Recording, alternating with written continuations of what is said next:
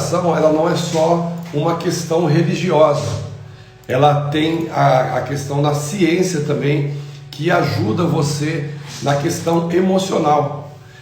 Vou dar um exemplo. Quando você entra na sala de um psicólogo, você começa a falar com ela. Tudo bem que ela vai elaborando as perguntas, de acordo com o que você vai trazendo para ela, ela vai elaborando as perguntas e vai te devolvendo. Só que só o fato de você falar, só o fato ali de você ter uma pessoa de confiança do outro lado ali, para você desabafar e trazer todas as suas dúvidas, todos os seus questionamentos, as suas aflições, aquilo que tem incomodado você de alguma forma, já ajuda você, já traz um alívio, né? Já traz aquela paz. Então, isso na realidade, pode-se dizer que Deus nos criou dessa forma. Para quê? Para que a gente tivesse comunhão com Ele. E quando você fica guardando, só acumulando, você passa por estresse, você passa por raiva, você passa por diversas situações no dia a dia. E você vai guardando esse sentimento, dentro de você. Chega um ponto que você tem que colocar para fora.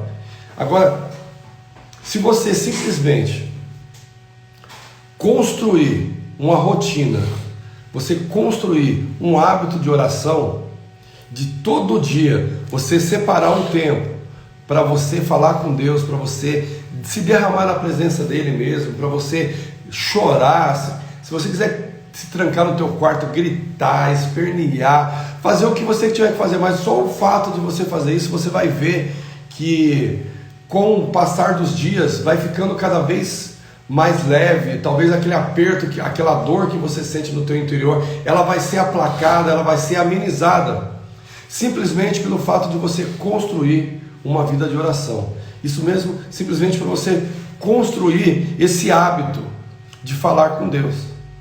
E como nós já falamos aqui essa semana, qual é a vantagem de você falar com Deus? Eu vou citar só duas entre muitas. A primeira, que você está falando com o Todo-Poderoso. Você está falando com a pessoa que tem todo o conhecimento. E o melhor de tudo, Deus, Ele conhece o seu amanhã.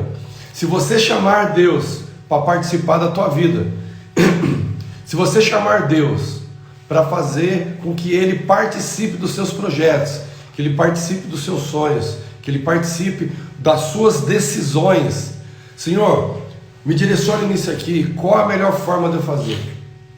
Qual é a pessoa certa que eu devo me associar? Quem é a pessoa que eu devo me relacionar? Sabe por quê? Porque Deus, Ele conhece o amanhã.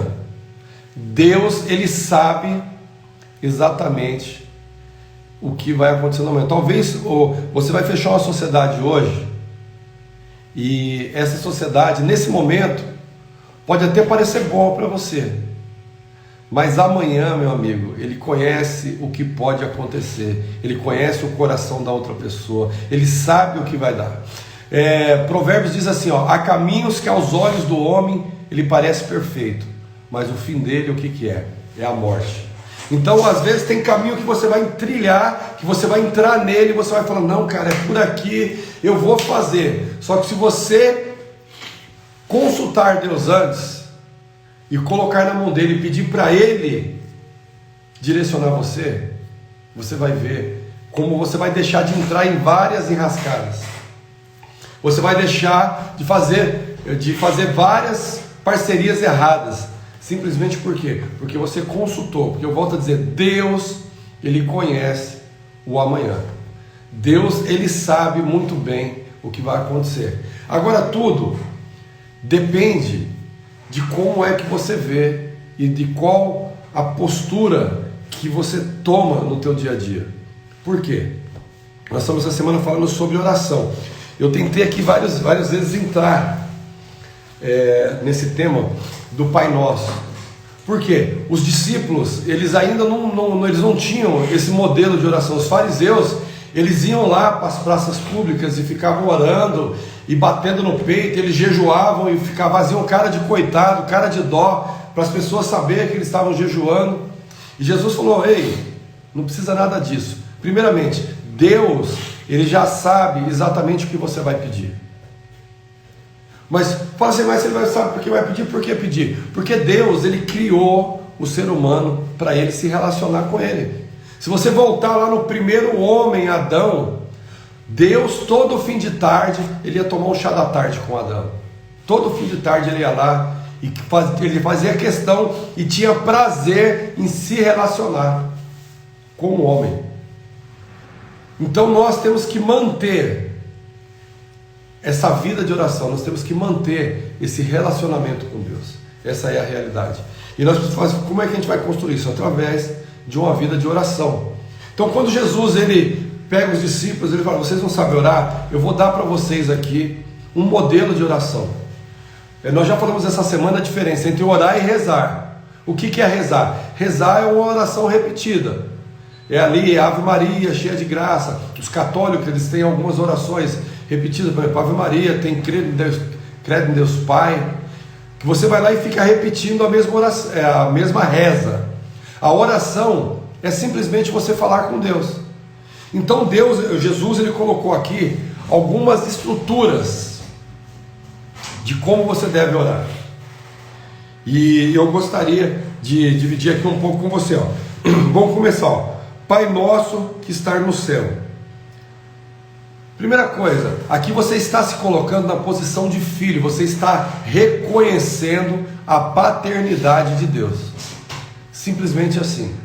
Então, quando ele fala, Jesus ele ensina, aqui são alguns pilares de como você deve fazer uma oração, do que tem que conter na tua oração. Ele não está dizendo que você tem que seguir, apesar que se você ler a oração do Pai Nosso, ela pode se dizer que ela é como se fosse um menu completo, a oração do Pai Nosso. Então ela tem algumas estruturas.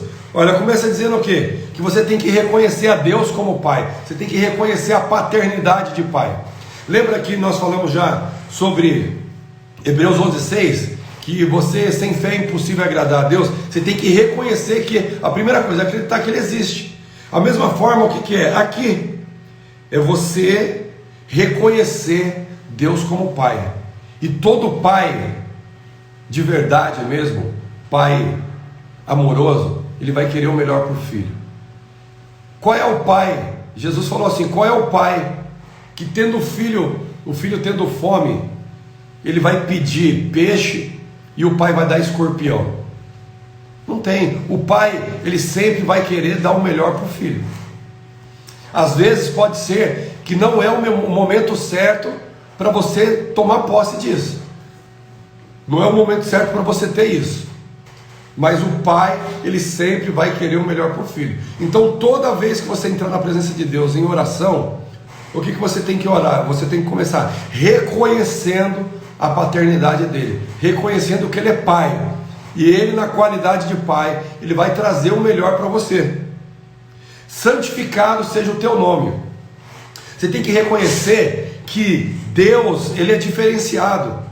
Tem pessoas que se relacionam com Deus de qualquer maneira. Tem pessoas que trata Deus como comum. E Deus, ele não é comum. Deus, ele é santo. Deus, ele é o Todo-Poderoso. Deus, ele é eterno. Então, quando você entender que Deus, ele é um ser supremo e ele é santo, você vai começar a se reportar a Deus de uma forma diferente. Você vai começar a se reportar a Deus reconhecendo a santidade e a autoridade que ele tem. Porque tem pessoas, eu volto a dizer, que trata Deus como se ele estivesse tratando o irmão dele, ou como se ele estivesse tratando uma pessoa qualquer na rua. E não é assim. Deus, ele é santo. Então você tem que ter respeito, você tem que ter reverência, você tem que ter temor. O que é temor? Temor não é ter medo. Temor é ter respeito. Então toda vez que você for entrar na presença de Deus, lembre-se que ele é santo. Pai nosso que está no céu, santificado seja o teu nome. Venha o teu reino. O que é vir o teu reino? O reino, aqui nós estamos falando de governo. O que é um governo? As leis, nós não estamos falando aqui sobre princípios. As leis de Deus, você. Eu vou dar um exemplo. Teve uma reportagem que eu li há alguns meses atrás de um jovem que ele morava na Holanda. E na Holanda é liberado fumar maconha. Então você fuma, vai lá para uma praça lá e fuma maconha, está tudo certo. E ele foi visitar um amigo lá na Indonésia. E ele levou lá um pacotinho de maconha que no país dele é normal ele andar com aquele tanto de maconha e fumar. Quando ele entrou no aeroporto, o raio-x pegou, o moleque foi preso e foi condenado à pena de morte. Por quê? Porque na Indonésia a intolerância zero contra a droga. Se você for pego lá com a quantidade que é mínima possível, você já é considerado traficante, você vai ser condenado como traficante e a condenação lá é pena de morte. Mas fala, mas o que tem a ver aqui com o reino, com a Bíblia? Tudo a ver, por quê? Porque cada lugar, cada um colocar assim, cada país é como se fosse um reino. E cada reino tem as suas leis. No caso da Holanda, não tem problema nenhum fumar maconha. Na Indonésia é pena de morte. Quando você fala assim, venha o teu reino sobre a minha vida, você está querendo dizer, Senhor, eu abro mão de viver segundo as leis, segundo os princípios, segundo os primórdios desse reino, desse mundo, e eu me comprometo em viver segundo os seus princípios, segundo as suas leis, segundo as leis que o Senhor deu. E o que nós estamos tratando aqui todos os dias de manhã, exatamente isso, são princípios do reino, simplesmente isso. Então você começa a pedir para Deus o seguinte, Senhor, traz as tuas leis, traz o seu governo sobre a minha vida. Eu abro mão de viver segundo os primórdios, os princípios dessa geração, desse tempo, e eu quero viver segundo as leis do teu reino. Então isso vem no teu reino. Daí seja feita a tua vontade. É aquilo que eu estava falando do sócio. Senhor, eu quero muito montar essa empresa, essa pessoa, ela me complementa, eu sou bom de gestão, o cara é bom nas vendas, vai dar certinho para a gente montar essa sociedade. Mas eu quero que seja feita a tua vontade. Isso é o melhor para mim? Esse sociedade é o melhor para mim? Esse relacionamento, essa pessoa que eu estou me relacionando, é a melhor para mim? Isso seja feita a tua vontade. E se vier o não de Deus, está tudo bem. Saiba que Deus, na qualidade de pai, lembra da paternidade, Ele tem o melhor para o teu filho. E se não for isso, vai ser outra coisa. O que você tem que fazer é estar sempre preparado. Tem uma frase que diz assim, ó, a oportunidade com um preparo se dá num redento chamado sorte. O que isso quer dizer? É que a oportunidade, ela sempre vai aparecer. O meu pai, na sabedoria popular, ele costuma dizer assim, ó, que a oportunidade ela é igual um cavalo selado.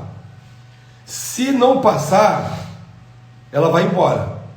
Só que se você estiver preparado, sempre vai haver uma outra oportunidade, porque a oportunidade com o preparo se dá no redento chamado sorte. Todo mundo vai olhar para você, nossa, fulano deu maior sorte da vida. Não foi, ele estava preparado e apareceu a oportunidade. Então, quando Deus ele diz um não, esse não é para aquela situação, mas você tem que continuar se preparando e estar preparado, porque a oportunidade ela sempre vai aparecer. É mais fácil aparecer a oportunidade de você estar despreparado do que você estar preparado e não aparecer a oportunidade. Você pode ter certeza disso. Então, dentro daquilo que você tem como propósito no coração, como aquilo que você tem como projeto de vida, se prepare, se capacite cada vez mais, porque a oportunidade ela sempre virá.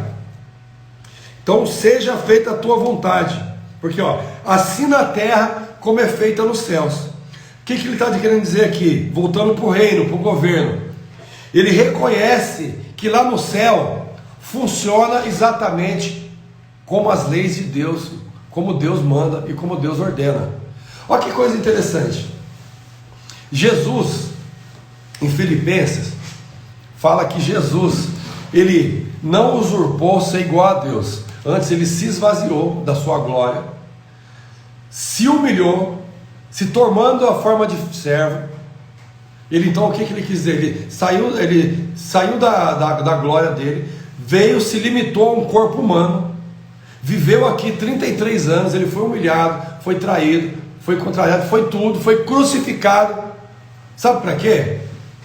Porque você vê, voltando aqui para a questão do reino, quando o diabo pega Jesus e leva ele para o monte para tentar falar, tá vendo todos esses reinos aqui, toda essa glória aqui, é minha, eu posso te dar.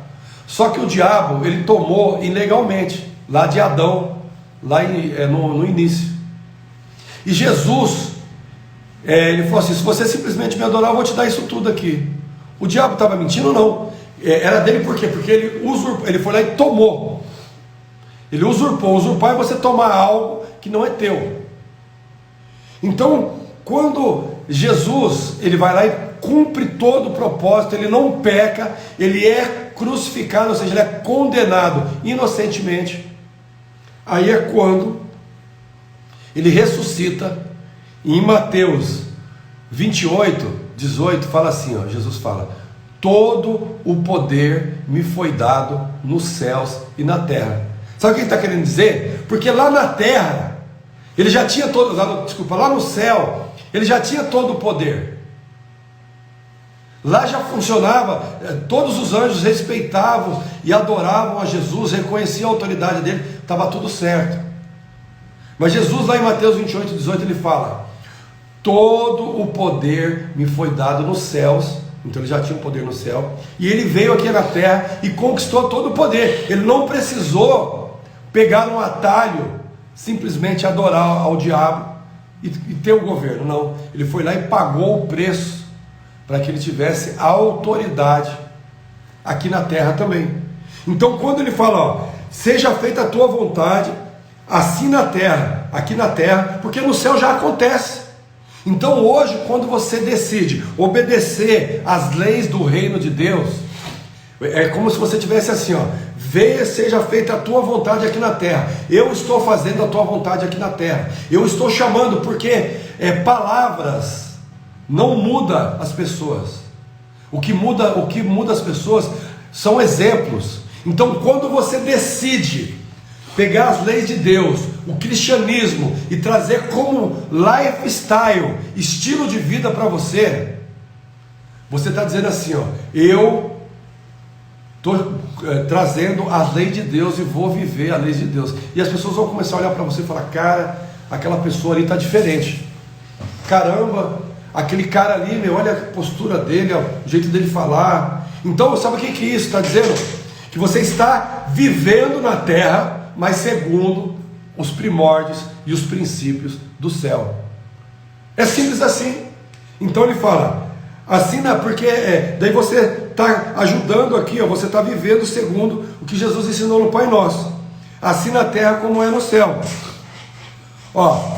Dai-nos hoje o pão de cada dia. O que é isso? É simplesmente você reconhecer que tudo que você tem vem de Deus. João 3,27 fala assim, o homem não recebe coisa alguma se do céu não lhe for dado. Então quando você reconhece, fala assim, dar-nos o pão de cada dia nos dai hoje, primeiro você está reconhecendo que tudo que você tem vem de Deus, que Deus, ele é o provedor. Daí volta aqui o que? Na paternidade, porque o pai, ele não é o provedor. Dentro da estrutura normal da família, como é que é? O pai é provedor. Qual é a função de um pai? Proteção, provisão e direção. Então você reconhece que Deus, ele é o provedor da tua vida, e que ele vai trazer o que você precisar. E que se ele nesse momento ele não respondeu a tua oração, é porque ele está ainda trabalhando você. Alguma coisa tem, mas Eclesiastes 3, há um tempo determinado, você vai receber. Se você continuar perseverando e acreditando, Deus, ele vai trazer. Porque nós estamos falando aqui principalmente de quê? O tema da semana é o poder da oração. Então, pedi e dar-se-vos-á. Daí, ó, aqui agora entra num tema forte, que é o quê? Perdoa as nossas dívidas, assim como perdoamos os nossos devedores. Caraca, esse tema aqui é forte. Nós já tratamos aqui já sobre o poder do perdão, sobre o quão importante é perdoar. E quem não perdoa é semelhante à pessoa que toma um copo de veneno esperando que o outro que ofendeu ela vai morrer, porque o perdão só prejudica você mesmo. Então, aqui ele está dizendo aqui, ó, que você tem que perdoar o seu semelhante, para que Deus possa perdoar você. Tem uma passagem em Lucas, se eu não me engano, que Deus fala assim, ó, se você não perdoar o teu irmão, eu não posso te perdoar. Vê que forte que é o negócio. Você tem que fazer a sua parte. Lembra da lei da semeadura? Semeia perdão, porque se você semear perdão, você vai colher perdão também. Agora, se você semeia ira, se você semeia ódio, mágoa, rancor, sabe o que você está fazendo? Você vai colher isso também. Você vai atrair esse tipo de sentimento para a tua vida. Então, perdão, se eu fosse você, ó, eu perdoava para ontem. Eu não segurava mais. Se tem alguém que te ofendeu, eu não estou perguntando quem é que está certo ou quem é que está errado. Eu estou dizendo para você aqui, ó, perdoa, libera perdão sobre a vida dessa pessoa. Sabe o que é perdoar? Perdonare no latim, sabe o que é? É deixar ir. Simplesmente isso, ó, deixa ir. Essa pessoa, libera ela, deixa ela viver a vida dela e vai viver você feliz, porque nós só temos uma vida. E a paz é uma das moedas mais caras que existe nessa vida. Então, ao invés de você ficar magoado, tribulado, com o coração apertado, simplesmente deixa ir. Aqui, ó, a Fernanda está dizendo assim, eu perdoo, mas eu não quero mais viver. Aqui tem uma coisa interessante, sabe por quê? Perdoar, as pessoas confundem isso. O Vitor, ele foi lá, me roubou, me traiu, me maltratou, fez de tudo. Eu tenho que fazer o quê? Eu perdoar ele não quer dizer que eu vou conviver com ele. Eu vou liberar a vida dele. Cara, eu te perdoo pelo tudo que você fez para mim. Vai viver a tua vida. Eu não vou guardar mais aquele sentimento, porque o perdoar é mais ou menos igual a uma ferida. Você tem uma ferida lá e ela está naquela casca lá. Se você não tratar aquela ferida, toda vez que alguém bater no teu braço, vai machucar você. Você vai sentir a dor, vai começar a sangrar, vai sair aquele pus, aquela coisa horrível, não é? Agora, se você for lá, meter a mão, abrir aquela ferida, lavar, jogar ali um remédio, colocar uma faixa, uma proteção ali, aquela ferida ela vai sarar. Sabe o que vai sobrar? Vai sobrar só a cicatriz. E você vai olhar para aquela ferida e você vai lembrar que um dia alguém fez aquele rasgo no teu braço. Porém, não vai doer, pode alguém bater ali, ó, não vai acontecer nada, mas você sempre vai ter a lembrança de que aquela ferida, alguém fez aquela ferida em você. Então, o perdoar é mais ou menos igual a essa ilustração que eu fiz. Você vai até lembrar da pessoa, mas não vai doer mais. Simples assim. E isso que não quer dizer que quando eu fizer um churrasco no fim de semana lá em casa, eu tenho que convidar o Vitor para ir lá. Não, eu tenho na minha casa, entre os meus amigos, na minha casa, entre as pessoas que eu amo. Se você não tem ali, por qualquer motivo, você não tem muita comunhão com aquela pessoa, você não é obrigado a conviver com essa pessoa. Mas se ela te feriu, se ela te magoou, libera a vida dela. Porque Deus já falou, se você não liberar perdão, se você não perdoar, eu também não posso perdoar. Aqui, ó, Jesus Cristo ele ensinou, perdoa os meus pecados, como eu tenho perdoado aqueles que têm pecado comigo. Está querendo dizer isso.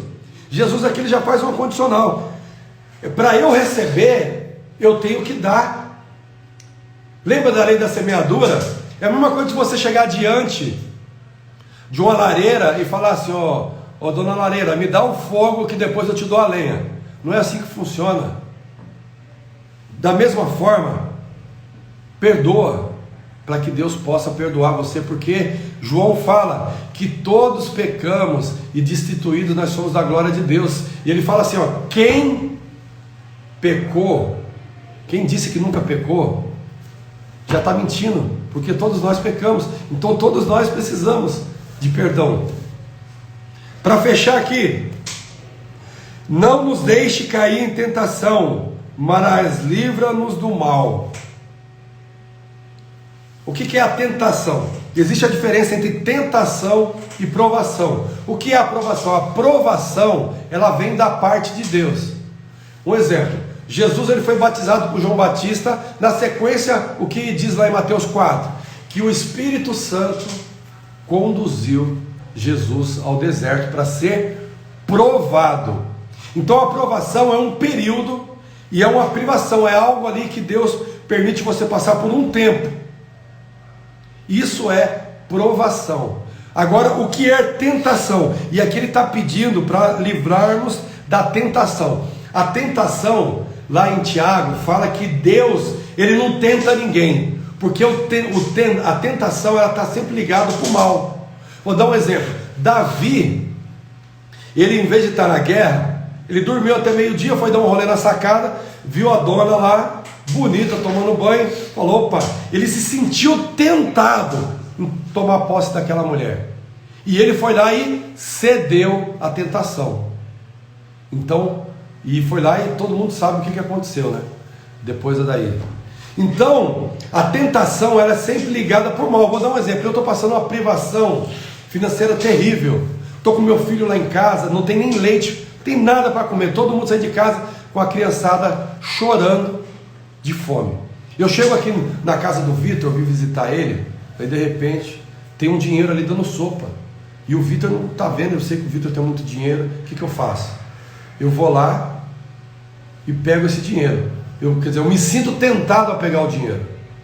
Se eu pegar esse dinheiro que não é meu, que não me pertence, eu estou cedendo à tentação. Deu para ver a diferença entre provação e tentação? A provação é sempre para o mal. A tentação é sempre para o mal. A provação é Deus que permite, e é por um período, porque depois de Jesus passar o período do deserto, o diabo tentou ele, porque daí você viu que o diabo já tentou para o mal, mas depois veio a providência. Deus sempre vai trazer um escape para você. Sempre que você estiver tentado a fazer alguma coisa, resista, porque depois que você resistir à tentação, Deus vai trazer a providência através dos seus anjos. E para fechar, que o horário já foi, venha o teu, porque teu é o reino, daí você fecha com tudo, porque teu é o reino. O que é o reino? Vou voltar a dizer, é o governo. Teu é o governo, o poder, ou seja, toda a autoridade é tua, e a glória para sempre. Amém. Simplesmente assim. O Pai Nosso de uma forma que você nunca ouviu explicado.